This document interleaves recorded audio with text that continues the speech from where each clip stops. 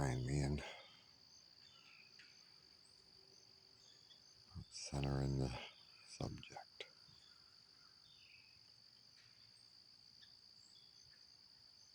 The fawn is down below. I was hoping it would come up, but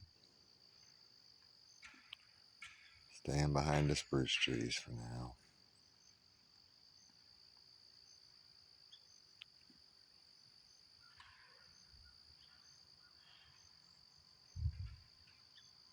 It's alright, honey.